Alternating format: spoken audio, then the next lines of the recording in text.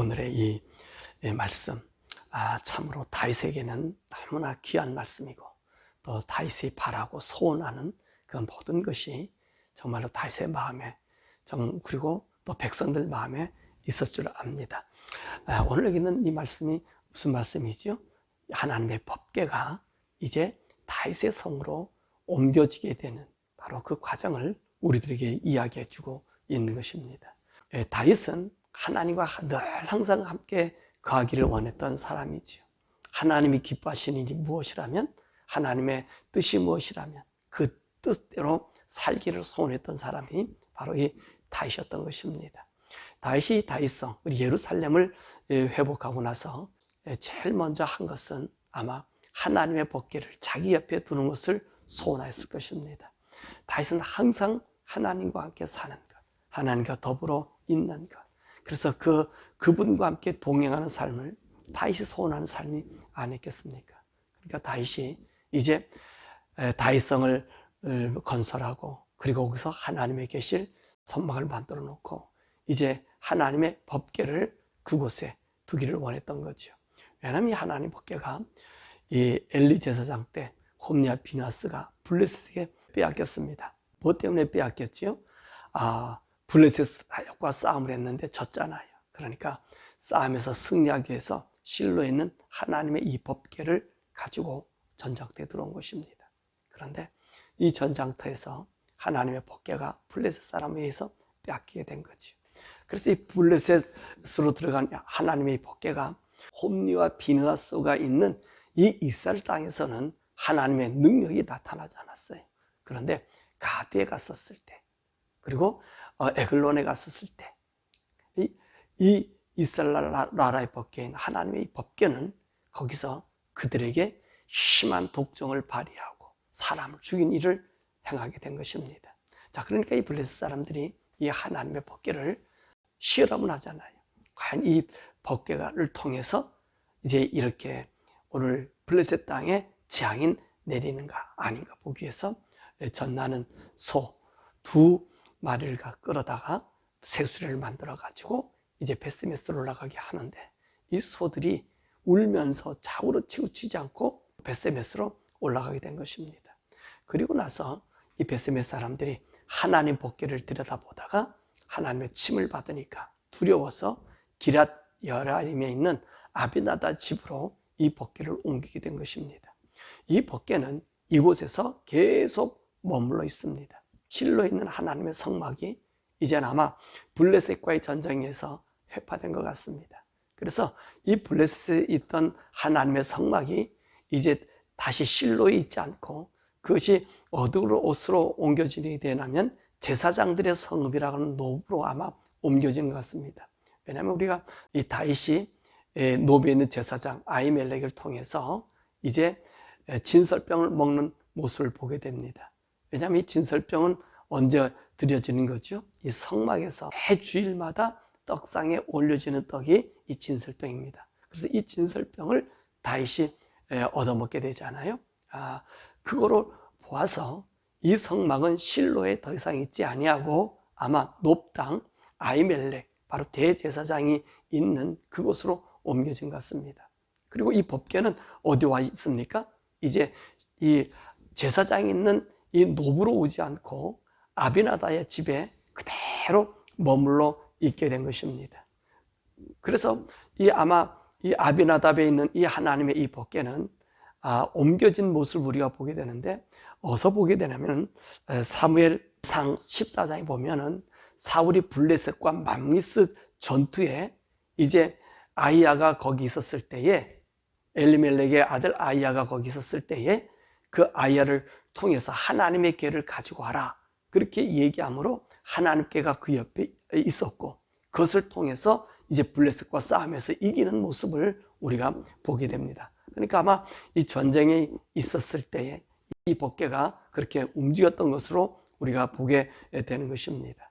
자, 어쨌든 간에 하나님의 법궤는 이 아비나답 집에 그대로 회복되어 있었습니다.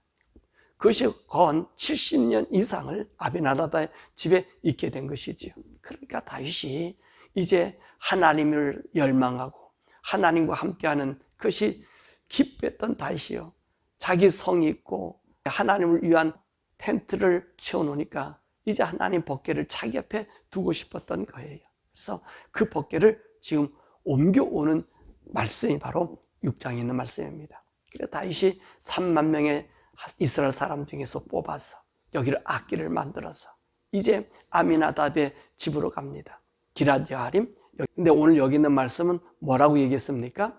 바알레 유다라고 이야기하고 있습니다. 이게 바로 기럇 여아림과 같은 말입니다. 그래서 기럇 여아림에 있는 이 아미나답의 집에 있는 하나님의 법궤를 이제 가져오게 됩니다.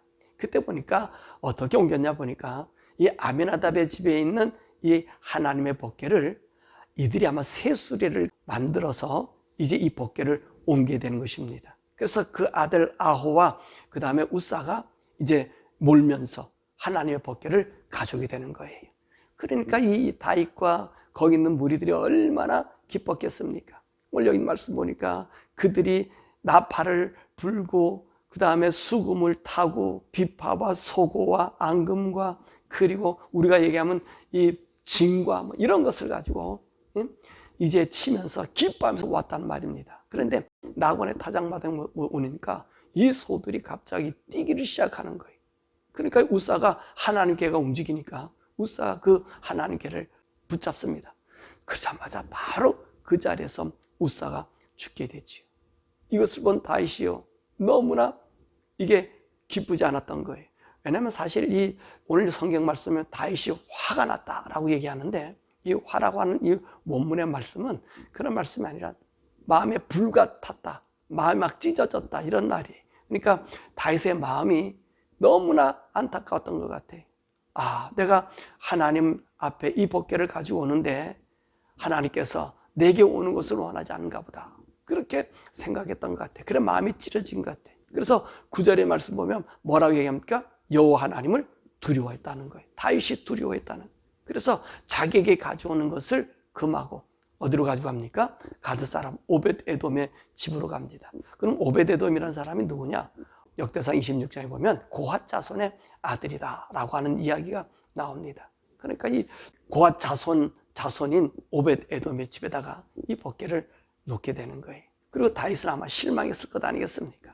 아, 하나님이 이 법궤를 내게 오는 것을 원하지 않는가 보다, 내 마음이 하나님으로 떠난 모양이다, 이런 생각을 한 거고요. 아, 하나님이 우리를 사랑하지 않는가, 이렇게 생각했던가 보지요. 그런데 어떤 일이 생겼냐면 이 하나님의 법궤가 오벳에돔의 집에 가고 나서 오벳에돔의 집에 소유와 그 모든 것이 복을 받았다는 거예요. 그것을 어떻게 알 수 있었을까요? 이 복을 받은 증거가 3개월 동안에 아마 이곳에서는 어린아이들이 많이 낳을 수 있는 출산이 많았을 것 같고요. 아마 질병이 있었던 모든 사람들이 질병이 떠나가는 그런 일들이 눈에 보이게 된 거예요. 이것을 어떤 분이 다윗에게 이야기한 거지. 그러니까 다윗이 내가 잘못한 게 아니고 하나님께서 우리를 거절한 것은 아니고 하나님께서 우리에게 뭔가 나에게 가르쳐줄 말씀이겠구나, 그런 생각을 하게 된 거지. 그러니까 다윗이 이제 그 법궤를 가져오게 됩니다. 근데 이번에는 방법을 다르게 합니다. 뭐 어떤 방법을 합니까? 수레에 싣고 오는 것이 아니라 메어 가지고 와요. 메고 이제 이 다윗성으로 옵니다. 근데 오늘 여기서 참 재밌는 말씀 하나가 볼 수 있는 것은 나곤의 타작마당에서 소들이 뛸 때 하나님 법궤를 이 소의 새수레에 실어서 가져오지 않았습니까? 그런데 오벳 에돔의 집으로 옮겼을 때는 어떤 일이 있었었죠? 사람들이 메고 갔다는 얘기입니다. 그러니까 메고 가고 난 그곳에 오벳 에돔의 집에서는 복을 하나님께서 주셨다는 거예요. 그러니까 다윗이 이제는 어떤 마음을 갖고 이제 이 하나님 법궤를 옮겨옵니까? 제사장을 통해서 어깨에 메고 이제 오게 되는 거예요. 그랬더니 아무런 일이 없잖아요. 그러니까 다윗이 얼마나 기쁜지 6걸음마다 소와 살진 송아지로 하나님께 제사 지내고 6걸음 오면 소와 살진 송아지로 하나님께 제사 지내고 사람들의 광대한 찬양 소리와 함께 이제 오게 됩니다. 그때 다윗은 어떤 일을 행합니까? 정말로 그 하나님 앞에 회복된 기분, 그 하나님 나와 함께하는 기쁨으로 그가 배옷만 입고 춤을 추고 전 엄청 기뻐하고 즐거워해. 그러다 보니까 어떤 일이 생겨지냐면 배옷까지 벗겨지는 알몸으로 이제 춤을 추게 된다는 것입니다. 다윗은 누가 보든가 안 보든가 그는 그 하나님의 법궤가 자기 오는 것을 기뻐함으로, 그리고 자기가 정해놓은 그 장막 속으로 하나님 법궤가 들어가니까 거기에 번제와 화목제를 드려서 백성들에게 떡과 고기를 나눠주고 그리고 즐거워하지 않았습니까? 그리고 난 다음에 다윗은 또 어떤 일을 행하죠? 오늘 가족들을 복을 내려주기 위해 들어왔다. 그때 미갈이 다윗에게 뭐라 얘기합니까? 왕이 정말 모든 사람들에게 참으로 수치스러운 일을 했다. 너무나 수치스러운 일을 했다는 거예요. 그러니까 다윗이 뭐라고 얘기해요? 나는 하나님께서 나 같은 사람을 왕으로 세웠다. 너의 집에 있는 그 왕의 자리를 내게 옮겼다. 내가 아무리 천한 일을 한다 할지라도 내게 이 은혜를 주는 하나님 앞에 이보다 더 못한 일도 내가 할 수 있다. 그렇게 이야기를 한 것을 우리가 보게 됩니다. 이로 인해서 이제 미갈은 다윗의 자식을 갖지 못하는 그런 일이 있었다고 오늘 성경은 우리에게 말씀해 주고 있습니다. 근데 오늘 여기서 우리가 가장 중요하게 생각해야 할 것은 하나님의 일을 함에 있어서의 우리의 자세입니다. 하나님의 일. 우리가 하나님의 일을 함에 있어서 내가 즐겁다고 하나님이 즐거운 것은 아니라는 사실입니다. 다윗이 그러지 않았습니까? 얼마나 웅장하게 하나님의 법궤를 이제 자기 이 다윗성에 이제 모셔오는 거 얼마나 즐거웠습니까? 다윗은 이것은 너무나 기쁘고 즐거운 일이라고 아마 그렇게 해석했을 것이고 또 그렇게 믿었을 것입니다. 그래서 정말로 기뻐하고 즐거워할 수 있는 모든 것을 다 동원했습니다. 그런데 다윗에게 나타난 것은 어떤 일이었습니까? 두려움이에요. 웃사가 죽는 두려움. 자기가 계획해서 끌고 오는 그 길에 하나님께서 그것은 기뻐하지 않았다는 것입니다. 그러면 하나님 기뻐하는 일이 무엇이었습니까? 그 다른 것이 아니었잖아요. 하나님의 뜻대로 하는 것이 기뻐하는 일이었다는 겁니다. 자, 새 수레다가 아비나답 집에서 그 산중에서 이제 수레를 끌고 낙원의 타작마당까지 오는 것. 다윗이 할 수 있는 것은요, 하나님을 향한 다윗의 최선의 길이었을 것이란 말입니다. 그런데 하나님 것을 기뻐하지 않았어요. 그래서 낙원의 타작마당에서 이 소들을 뛰게 하였던 거예요. 그리고 거기서 웃사가 하나님 법궤를 만짐으로 죽는 일이 있었다는 거지요. 이것은 무엇을 말하죠? 하나님의 법궤를 옮기는 그 법을 잊어버렸다는 겁니다. 하나님께서 하나님의 법궤를 옮길 때 어떻게 하라고 말씀하셨습니까? 민수기 4장의 말씀 보면 꼭 제사장이 어깨에 메고 움직이도록 하였던 거예요. 그런데 다윗은 그것을 잊어버리고 정말로 자기가 기뻐하고 자기가 좋은 대로 하면 하나님이 다 좋을 것으로 생각했던 것입니다. 그랬더니 하나님이 그것을 기뻐하지 아니함으로 소들이 뛰게 하였고 그곳에서 웃사를 죽게 하였습니다. 그래서 아까 서두에서도 우리 얘기 드렸지만 이제 이 낙원의 타작마당에서 이 법궤가 오벳 에돔의 집으로 갈 때는 메어서 갑니다. 메어서 가는 거예요. 메어서 가니까 하나님께서 오벳 에돔의 집에 복을 준 거예요. 다윗은 이것을 알았던 거지요. 하나님이 기뻐하는 일은 내가 기쁘고 내가 즐겁고 내가 잘해서 되는 것이 아니라 하나님의 뜻에 맞춰야 되는구나. 그래서 이제는 다윗성 자기가 준비한 장막으로 하나님 법궤를 제사장을 통해서 메어가지고 오잖아요. 그랬더니 하나님이 기뻐하시더라는 거예요. 그게 오늘 우리가 배워야 될, 우리가 알아야 될 오늘 말씀입니다. 우리가 하나님의 일을 함에 있어서도요, 내가 좋은 대로 하면 안 돼. 우리가 좋은 대로 하면 안 돼. 모든 것이 하나님이 좋으신 대로 해야 돼. 하나님의 뜻으로 해야 된다는 것입니다.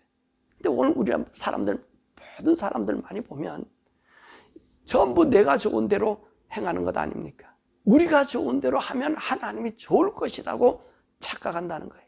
아닙니다. 아니, 우리의 좋은 것과 하나님이 기뻐하는 것은 달라요.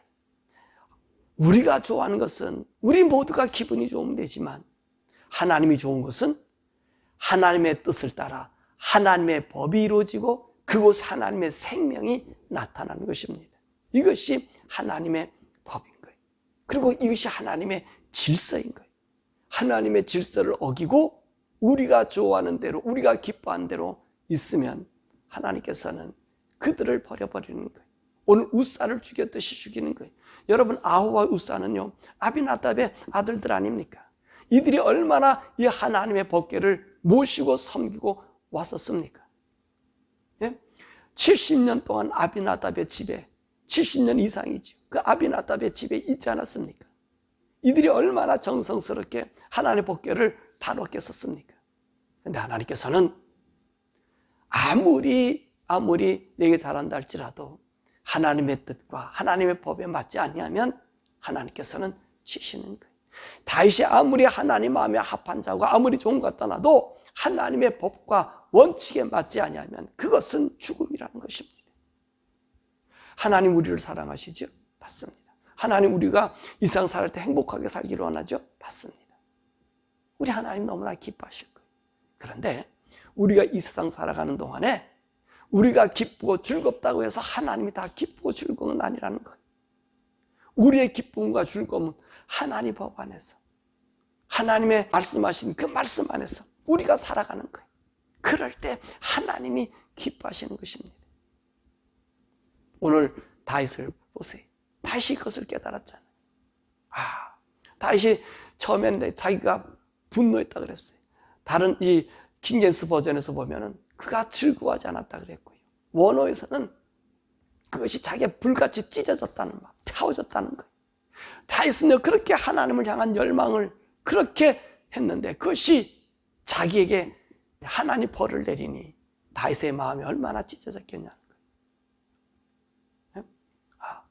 여러분, 오늘도 우리가 이것을 알고 우리의 살아가는 삶 속에 중요한 것은 하나님이 원하는 일이 무엇인가, 하나님 기뻐하는 법이 뭐고 질서가 무엇인가, 그것을 우리가 따라야 되는 것입니다. 그럴 때 우리가 진정 하나님의 섬김이 있는 거예요. 다윗이 재금과 비파와 수금과 암금과 이런 걸 가지고 온 동원해서 이거 만들지 않았습니까? 이 하나님의 이 법궤를 이게 모셔오려고 만들어 놓은 것 아닙니까? 그런데 그 기뻐하게 받았다라고 우리가 생각했는데 하나님은 받지 않으셨다는 거예요. 어떻게 할 때 하나님 받으셨어요? 하나님의 원칙이 있었을 때, 하나님이 기뻐하신 그 뜻대로 그의 발걸음 옮겨졌을 때 하나님은 그것을 받아주셨다는 것입니다. 그러므로 우리가 하나님의 섬김이 있어서 우리가 항상 주의할 것은 내가 하나님 뜻 안에서 기뻐하는가, 하나님이 기뻐하심에 기뻐하는 것인가, 내가 즐거워하고 내가 행복해하고 우리 모두가 기뻐한다 해서 이것이 하나님 기뻐할 일인가 라고 하는 것을 생각해야 되는 거예요. 때로는 우리가 정말로 하나님이 기뻐하지 않는 일들을 많이 행할 때가 있습니다. 그것이 뭐지요? 헤롯 성전이 바로 그와 같은 것 아닙니까? 헤롯이 얼마나 아름답게 성전을 80년 넘게 짓습니다. 그 하나님의 성전. 예수님 당시만 해도 46년 동안 성전을 짓고요. 앞으로 더 이제 30 몇 년입니까? 7년을 더 짓는 거예요, 성전을. 그 아름답게 금으로. 근데 보세요. 하나님 무너뜨려 버리잖아요. 인간은 기쁠지 모르고 인간은 자랑스러울지 몰라요. 그런데 하나님이 기뻐하신 것 아니라는 것입니다.